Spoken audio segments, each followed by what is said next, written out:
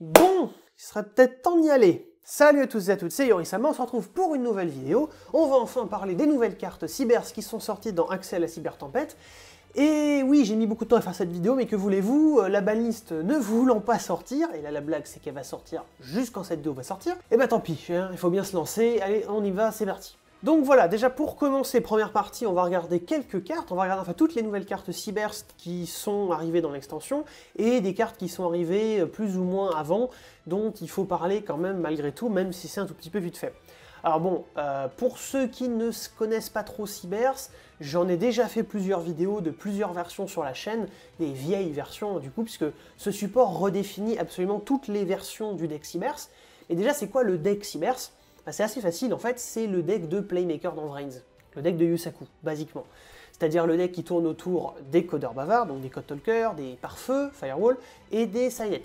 Cette stratégie, jusqu'à présent, elle n'avait pas beaucoup de choses diverses et variées à faire, et on allait principalement faire un extra link, donc le U, en utilisant également Ibli, chose qui change beaucoup avec le support, puisque le support ajoute non seulement plus de stabilité, un meilleur starter notamment, et la possibilité de faire un petit peu autre chose avec son extra deck. L'extra deck est un petit peu plus qualitatif désormais, et en plus, il n'y a pas eu que ça, puisque donc il y a eu, vous le voyez, ça c'est toutes les cartes Cybers qui sont dans l'extension, on en parlera plus ou moins, et ensuite on a donc les cartes que je vous ai mises un peu autour, ça ce sera pour en discuter. Je ne vais pas revenir beaucoup sur Circular, hein, mais évidemment Circular est une carte super importante qui ajoute vachement de diversité au deck, etc. etc. Ça donc c'est Cynet Codec qui est un peu la carte centrale de la stratégie Code Talker, donc ça c'est surtout si vous la connaissez pas trop, voilà je vous la montre. Et ce qui est le plus important, je pense, c'est dans l'extra deck. Alors bien évidemment Itsul, hein, Itsul qui a mis du temps à sortir chez nous, mais voilà, ça y est, la carte est là et elle apporte quelque chose, même si je trouve qu'au final elle apporte plus à Matmec que à Code Talker désormais. Mais la carte est quand même assez intéressante pour plusieurs aspects. La carte peut-être la plus importante qui est sortie récemment, mais pas dans la dernière extension, c'est le cœur de cristal, le G-Golem, cœur de cristal, qui lui est vraiment une évolution en fait du lancier Togmak qu'on avait avant, qui peut toujours se justifier dans certaines versions, mais clairement dans celle que je vais vous montrer après, parce que je vais vous montrer une decklist un peu expérimentale pour le format actuel, donc on en discutera un petit peu plus longuement. Là c'est vraiment juste une intro pour l'instant. C'est vraiment une carte exceptionnelle parce que en gros c'est une carte qu'on va pouvoir faire avec n'importe quel 2 Cybers et qui réinvoque un monstre lien terre et qui du coup va être le transcode. Mais c'est tout ce dont on a besoin. Ça donne également un boost d'attaque et ça permet aux monstres terre qui sont collés avec d'attaquer 2 fois et de faire des dommages perçants, ce qui est un petit peu plus anecdotique, faut être honnête, mais quand même c'est toujours quelque chose que le deck a qu'il n'avait pas avant, donc on prend. Mais pour parler du support Cybers en lui-même dans SIAC. Alors bon, déjà il y a cette carte qui est une exclue TCG qui est une Cybers, donc je l'ai mise, mais bon, autant dire qu'on peut la skip, hein, on va pas s'en servir. Ensuite, on a ce monstre qui fait pas vraiment partie de la vague, c'est un monstre un petit peu annexe, mais qui était aussi dans l'extension, qui est un monstre qui aurait été correct il y a quelques années, mais très sincèrement, il y a tellement de cibles vent pour codec, et vous allez voir qu'on ne joue même plus de codeur vent, que voilà, la carte est très très anecdotique. En plus, on n'a vraiment plus envie de bannir des monstres liens depuis le cimetière, parce que soit on va les recycler, soit on va avoir besoin justement de les bannir, parce que le deck a aussi ça comme grosse évolution, qu'il utilise moins d'extra deck pour faire ses différents terrains. Cynet Circuit, disons que le gros problème en fait de cette carte, c'est qu'elle est pas ouf, mais que c'est une carte un peu à la bande d'expulsion, donc je pense qu'un jour ou l'autre, elle reviendra et elle sera un problème. Mais bon voilà. Cynet Rollback est une carte qui en soi est intéressante, la carte est cool, mais elle est juste cool. Et je pense que sa jouabilité va énormément dépendre des formats. Elle est techniquement faite pour créer un combo avec les cartes qu'on a là, et c'est correct, on va dire. Dans d'autres versions du deck, notamment, je pense que ça peut être jouable. Mais sinon, ça va, je pense, quand même pas mal dépendre du format et de la manière dont elle peut être utilisée. Pour l'instant, moi, je ne la joue pas. Avant de passer sur les cartes principales qu'on verra dans la decklist, le Sage Cybers. Alors, donc là encore, si vous ne connaissez pas trop, dans l'anime Yusaku, il a plein de méthodes d'invocation, il n'y a que Pendule en fait qu'il n'a pas, mais il utilise Rituel, Fusion, Synchro Xyz, et que ce soit le Dark Fluid de base ou le Singularity qui est le nouveau Firewall, ils utilisent justement cet aspect de Rituel, Fusion, Synchro Xyz, et le but à la base c'est d'essayer d'en sortir un maximum, et le deck se basait sur des Link 2 qui allaient chercher les pièces dont on avait besoin, le rituel, la magie rituelle, le synthoniseur, la magie de fusion, etc. Le Sage Cyber, il a comme but en fait d'unifier un petit peu tout autour du rituel, puisque le meilleur Link 2 en termes de génération, c'est la sorcière cyber, ce que j'ai oublié de mettre là, mais c'est pas grave, qui en gros va pouvoir chercher et Syneth rituel et un rituel cybers, et qui peut recevoir un monstre depuis le cimetière et tout, donc c'est une carte qui donne énormément de value, parce que basiquement c'est un +3, mais le problème c'est que l'engine rituel c'est quand même des briques, même si c'est que 2 cartes, c'est quand même à peu près un peu plus de 20% de chance d'en open au moins un, et le problème c'est que quand on en open au moins un, on peut plus utiliser l'effet de la sorcière cybers, d'autant plus qu'on peut plus utiliser le combo Disciple Devotee pour remettre une carte dans le deck, et du coup permettre aux 2 pièces d'être à nouveau dans le deck, puisque le but maintenant ça va être de faire des liens hauts et le Link Devotee nous lock, on ne peut pas faire de Link 3 ou plus. Donc c'est un petit peu compliqué, et une chose qui avait été un petit peu déplorée, c'est sur le Firewall Phantom, le fait qu'il nous fasse défausser une carte au lieu de nous faire remettre une carte dans le deck, qu'aurait effectivement été probablement bien meilleur en termes de rendre en fait cette engine viable, même si évidemment c'est des cartes, la carte justement est un synthoniseur aussi, il permet de faire une fusion, donc c'est en ça que ça englobe tout, mais le fait d'être un synthoniseur ça fait qu'on peut tuto du coup les 2 pièces indépendamment, d'un côté c'est une Syneth, de l'autre côté ça va être un synthoniseur, donc Cyber's Wicked peut aller la tuto, donc voilà, c'est jouable, c'est faisable, mais c'est pas ce que j'utiliserai dans une version très optimisée. Par contre, je vous admets que après le CDF, j'ai très envie d'essayer de bosser sur une version qui exploite ça pour le fun. La carte qui va être plus intéressante, c'est Cyber's Deceive Worm. Alors Deceive Worm, qui en fait, elle, c'est là qu'on va pouvoir justement parler du nouveau Dark Fluid, Neo Tempest, qui va pouvoir en fait envoyer en effet rapide à chaque tour un Cybers depuis le deck ou l'extra deck.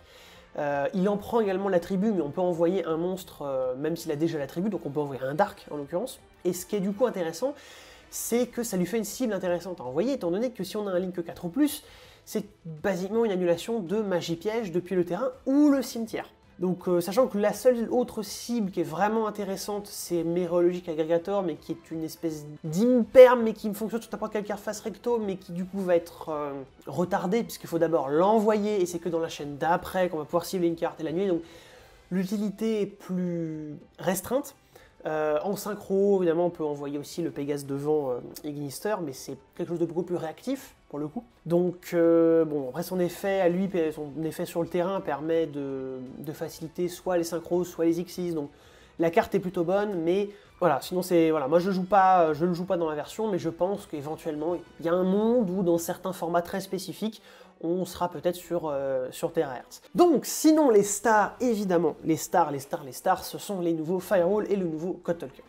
Alors, le Defensor, c'est pas compliqué, c'est un nouveau starter. Quand il est envoyé comme matériel lien au cimetière pour un Cybers, on peut spé un Firewall du deck, sauf lui-même. Donc ça va être, actuellement, il y a 2 cibles, c'est Fantôme ou Gardien, qui était sorti dans Dark Neostorm à l'époque. C'est une garde absolument exceptionnelle, c'est un starter qui remplace complètement les Debug. Et en plus, son deuxième effet, c'est qu'en gros, il peut protéger nos Firewall de destruction par effet de carte une fois.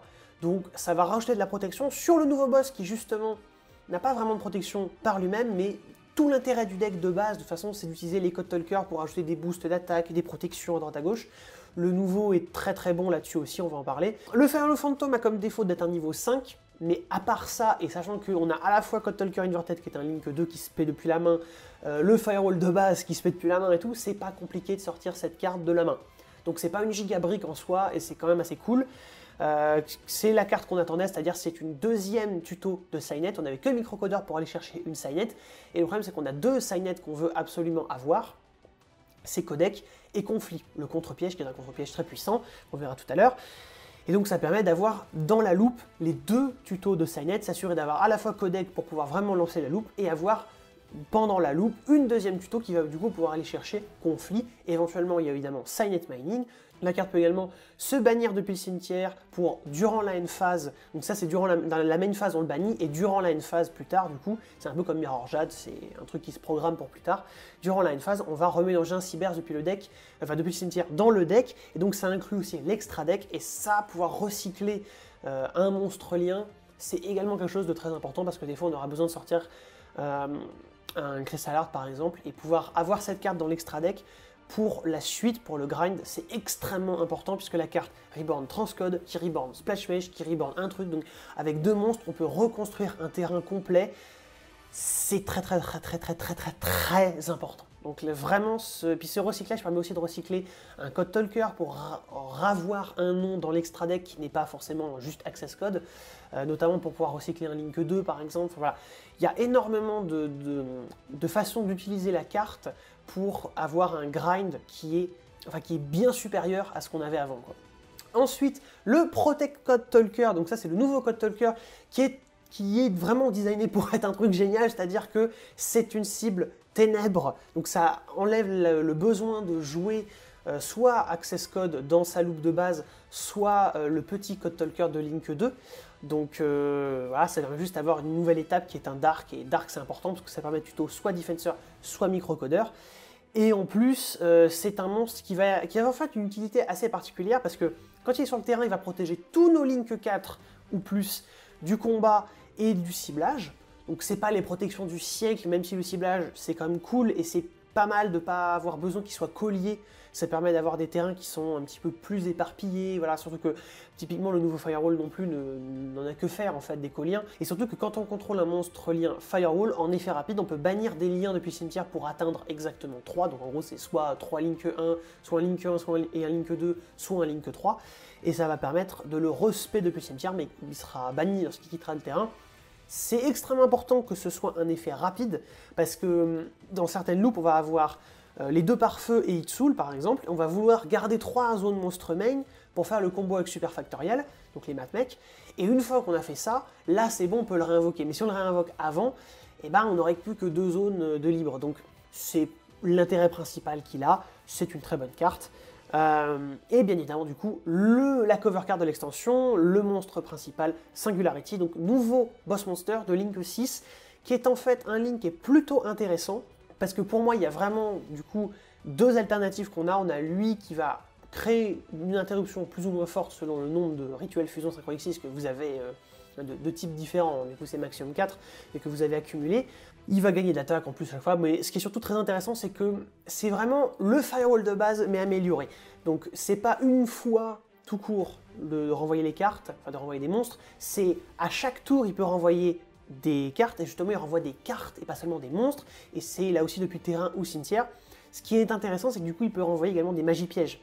Donc quand on active des magies de terrain par exemple qui ont un effet à la tuto et qu'on peut activer qu'une fois par tour, si on renvoie la carte, non seulement il n'y aura pas la tuto, mais en plus, l'adversaire ne pourra pas réactiver la carte le même tour. Donc, dans certains cas comme ça, très spécifiques, ça peut servir de simili-negate. L'intérêt, ça va surtout être de pouvoir notamment renvoyer des magies pièges.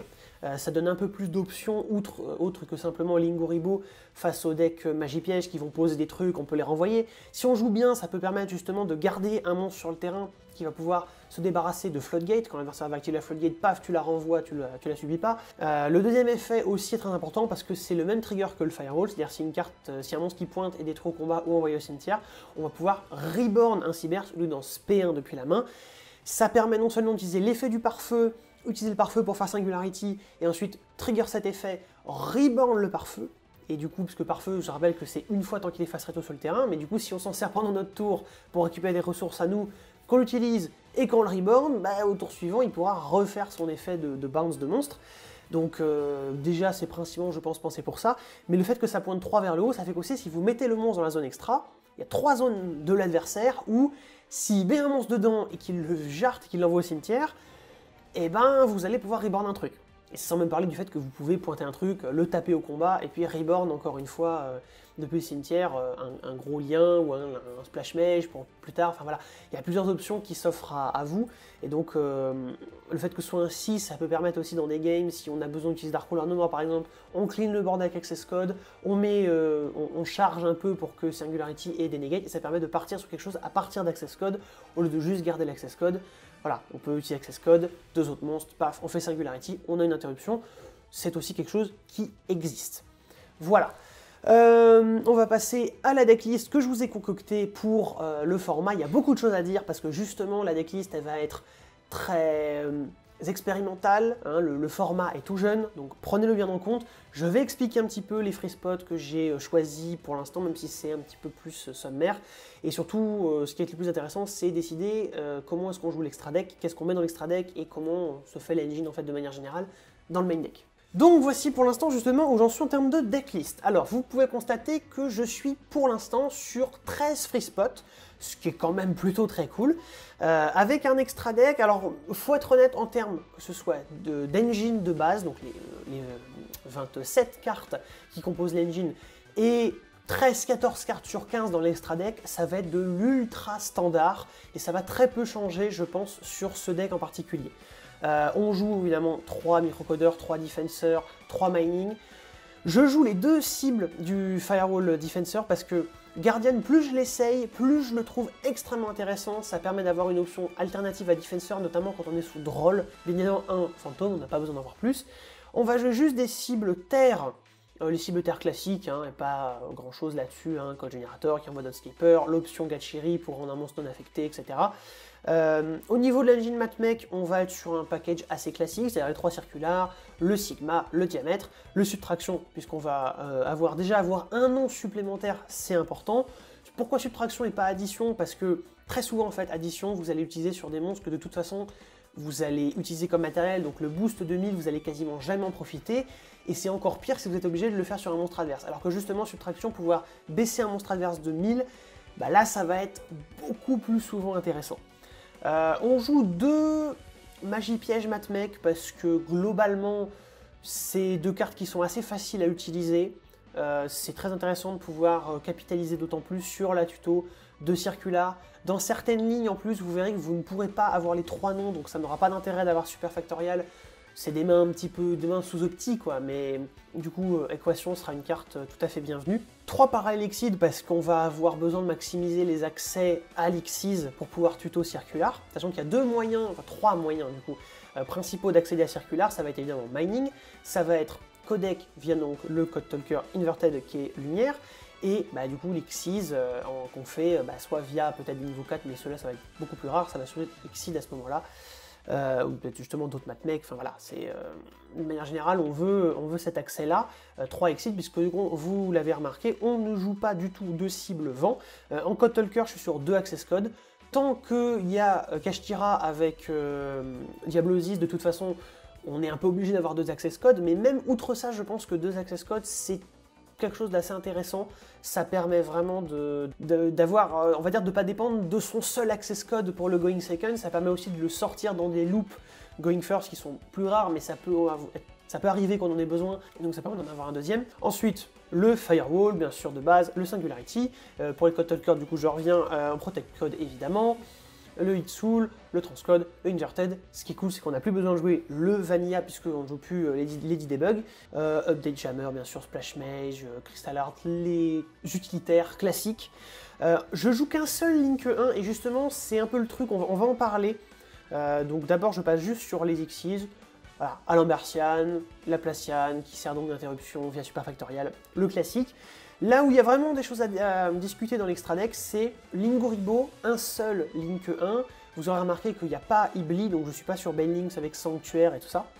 Et notamment The Arrival. Alors Arrival, c'est typiquement le genre de carte que je teste et qui va pouvoir rentrer, sortir de l'extra deck selon les formats. Je considère que c'est intéressant dans un format avec autant de end-trap d'avoir une option qui va être un auto-win face à certains decks. Mais il ne faut pas oublier qu'évidemment, il y a des outs qui vont être joués, comme des kaiju par exemple, ou des lava golems, des machins, à cause de Purely notamment, mais un peu Kashtira aussi, vu que forcément ça sert aussi. Et du coup, ça va beaucoup dépendre de ce que jouent les gens. Parce que typiquement, si les gens sont plutôt sur des lava golems, des Kurikara ou des machins, il se prend pas ça s'il est tout seul sur le terrain. De toute façon, il va se prendre les kaiju, il va se prendre Santa Claus bien sûr, mais là où il faut réfléchir aussi, c'est se dire, finalement, dans ces cas-là où je vais être un peu obligé de le faire, est-ce que de toute façon je perds pas aussi si je fais un truc plus faible ou si je fais Singularity ou machin. Donc, est-ce que finalement il faut pas mieux essayer de partir sur ce qui a un certain pourcentage de chance d'auto-win? Peut-être, au final. Surtout que moi je vise quand même beaucoup le CDF, et le CDF, on s'attend à ce que ce soit un format particulièrement diversifié, parce que c'est le CDF, c'est pas un YCS. Voilà, le CDF c'est dans un mois, donc il y a énormément de choses qui peuvent changer, une banlist et tout ça. On verra. Je pense que les autres alternatives, notamment, c'est peut-être un Banelinks pour avoir un deuxième Link 1, notamment pour le grind game avec Defensor, et aussi Going Second pour avoir un attribut supplémentaire facile à mettre pour Access Code. Ça varie, il y a Link Spider aussi, qui pour moi se justifie d'autant plus si on est sur Gamma Main, parce que Link Spider va permettre en fait de convertir un driver ou un jeton Nibiru en monstre à effet Cyberse. Mais pour moi pareil, ça va dépendre de est-ce que Gamma il restera en side ou est-ce que je le main, est-ce que Nibiru va être très présent ou pas, parce que ça permet justement de le convertir, de repartir sur quelque chose avec un autre extender, faire un Crystal Art par exemple, et voilà, en gros c'est un petit peu ça l'idée. Le deck a des façons de jouer autour de Nibiru de toute façon, même s'il faut des mains un petit peu meilleures, forcément, mais ça c'est assez attendu malheureusement, c'est tout le problème de Nibiru. Shifter et Droll aussi sont des cartes qui sont problématiques, et justement, comment est-ce que j'ai réfléchi mes cartes en main deck, mes free spots de main deck. Droll et Ogre m'ont l'air d'être des cartes qui sont utilisables contre à peu près tout, même si Ogre n'est pas la carte la plus puissante non plus, Droll n'est pas aussi puissant que ce qu'on pourrait espérer. Donc là aussi on verra selon comment le format évolue, si c'est des cartes qui continuent à avoir toujours autant de pertinence, notamment Ogre. Imperm est une carte qui va permettre de contrer des boards comme Arizart typiquement. C'est une carte qui va aussi jouer autour éventuellement des TTT, même si j'ai pas l'impression que ce soit... Enfin, j'ai l'impression que c'est joué, mais pas le truc le plus représenté non plus, mais enfin, pourquoi pas, hein, après tout. C'est surtout que c'est une carte qui... on pourrait demander justement pourquoi est-ce que je maximise pas les trucs que je peux piocher via Hitsul pendant le tour adverse et m'en servir, genre un Effect Veiler par exemple. Bah, c'est justement parce que, en fait, les mains où vous allez faire juste Hitsul Pass sont soit des mains où vous vous êtes fait méga interrompre, soit des mains où vous avez très peu d'engine. Et d'ailleurs, souvent, si c'est juste Hitsul Pass, ça va être un peu les deux, quoi. Ou alors très peu d'engine en main. Et du coup, si vous avez très peu d'engine, ça veut dire que vous avez beaucoup de free spot. Donc, en fait, vous avez plutôt besoin de piocher de l'engine avec Hitsul. C'est le truc. Donc, au final, Hitsul n'est pas autant aussi important que dans peut-être certaines versions de Matmech notamment, où là, tu as vraiment besoin de piocher masse de choses qui peuvent te servir pendant le tour adverse. Pourquoi est-ce que je suis sur Call By et 3 TTT? C'est peut-être un des choix qui va surprendre certains, parce qu'en fait, à la base, vous aurez remarqué, voilà, c'est 4 places, ça pourrait être un Gamma, par exemple, et tout. Le problème, c'est qu'on a deux cartes qui sont Defensor et Transcode, qui vont dire que pour utiliser leurs effets, il faut que pendant tout le tour, on ne spé que du Cyberse. Donc si on spé une carte comme Gamma ou même un Kaiju Korikara, c'est mort, on ne peut plus utiliser ces effets-là. Donc c'est quand même un petit peu... faut savoir jouer avec, c'est pour ça que malgré tout, je les joue en side, parce que je considère que dans les cas où on veut les jouer, justement, ce serait pas très grave. Mais justement, en fait, je me dis, j'ai l'impression que les bons joueurs vont se rendre compte que notamment contre des decks comme Matmech, ils vont peut-être avoir un peu peur du Gamma. Et je pense qu'ils vont se rendre compte que des cartes notamment comme Droll et Shifter, qui sont un peu les cartes qui pourraient être balancées alors que tu n'as pas encore mis de monstres sur le terrain, bah justement, ça n'a pas forcément beaucoup d'intérêt de risquer le Gamma, parce que je pense qu'ils vont se rendre compte que, s'ils ne s'en sont pas déjà rendus compte, hein, pour pas mal de joueurs je pense que c'est déjà un peu le cas, se rendre compte que tu peux juste faire Droll ou Shifter après qu'il y a un monstre sur le terrain, et dans pas mal de cas, ça va avoir de l'impact. Notamment Shifter en fait, c'est surtout ça, notamment Shifter. Et une carte comme Droll, on va avoir très peu de mal à la forcer sans mettre un monstre sur le terrain, parce que ça va en fait être que mining.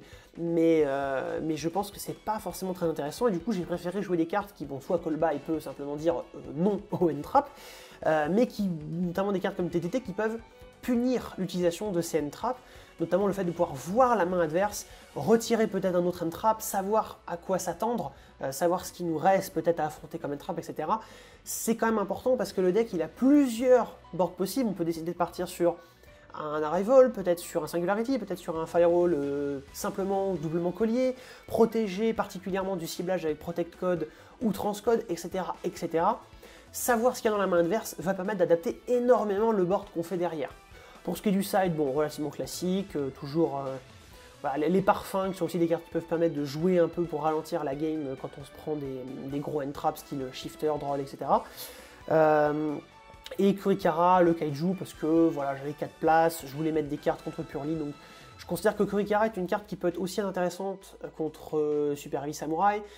L'idée étant en fait que l'engine n'a pas beaucoup de mal à forcer en fait des effets sans avoir à vider absolument toute sa main d'abord, et du coup Kurikara est une carte qui va permettre de non seulement de ne pas avoir à cramer la norme, mais qui va aider en fait à faire monter un petit peu l'OTK, parce que souvent ce qui va être compliqué c'est d'utiliser Transcode par exemple parce que si on utilise Kurikara ou un Kaiju, justement, on n'a pas accès à Transcode, on n'a pas accès à Defensor, mais surtout à Transcode. Et du coup, on va avoir besoin de quelque chose pour nous aider à avoir l'étal sur le terrain, notamment contre un deck comme Super Heavy Samurai où on a vraiment envie de le tuer tour 2. Enfin bref, voilà, vous l'avez compris, c'est un premier jet avec certaines réflexions qui sont à critiquer, qui sont à remettre en question. Moi aussi, de toute façon, je vais de plus en plus tester le deck et me dire certainement, bon bah ça finalement c'était une mauvaise idée, etc. C'est normal, c'est toujours comme ça, surtout en début de format. Et si une manlist arrive, ça va évidemment d'autant plus être le cas. Donc voilà, l'idée c'est surtout de vous montrer un peu mes réflexions, partez de là et essayez d'amener ça plus loin si vous jouez le deck. Je vous mets ici dans les fiches et donc en description également une vidéo combo pour vous montrer un peu les mains de base, les combinaisons classiques de cartes et comment est-ce qu'on va jouer, quelles vont être les interactions, les lignes de play, etc. C'est des lignes de play basiques, c'est pas forcément les lignes de play qui vont jouer autour de Nib, de Droll, de Shifter, de machin, mais l'idée c'est vraiment de se rendre compte des interactions de base, de comment est-ce qu'on veut faire interagir les cartes entre elles, quelles sont les lignes principales, et une fois qu'on a compris ça, après on peut comprendre comment les adapter pour jouer un peu mieux autour de telle ou telle carte. Donc voilà, mais il faut bien commencer quelque part, donc comme je ne veux pas spécialement faire une vidéo combo, vu que celle-là existe, elle est tout à fait bien pour démarrer, je vous l'ai mise juste ici. Voilà, bon, bah écoutez, ça a mis un peu le temps, mais au moins c'est fait. Je vous donne donc rendez-vous pour une prochaine vidéo. Je vais essayer peut-être de sortir une vidéo de ruling avant le CDF, mais voilà, n'hésitez pas à me dire ce que vous en pensez en commentaire, et eh bien, on se retrouvera pour ceux qui vont au CDF, on se retrouvera IRL. Voilà, salut à tous!